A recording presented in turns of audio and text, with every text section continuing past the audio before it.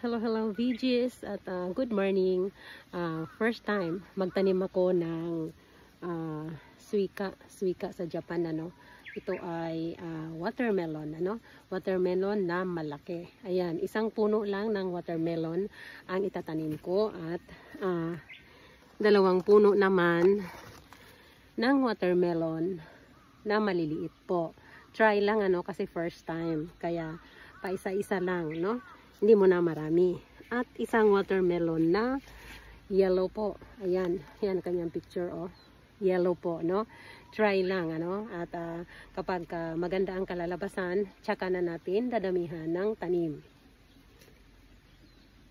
At ayan, itatanim na natin ang malaking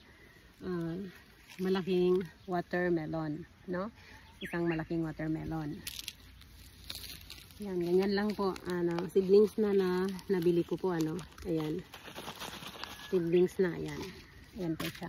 At dito ko po siya itatanim sa gulong, no.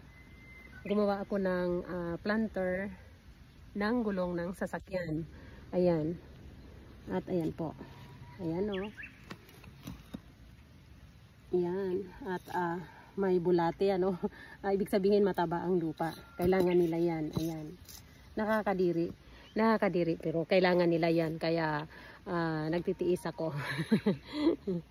At and then yan, natapos ko na ang aking pagtatanim ng 4 na puno na watermelon. Ayan po, ayan, nasa gulong po sila, no. Ito, 1, 2, 3, 4. Ayan, may dilaw isa, may pulang 2 mini maliliit na melon, at may isang malaking red melon, and that's all.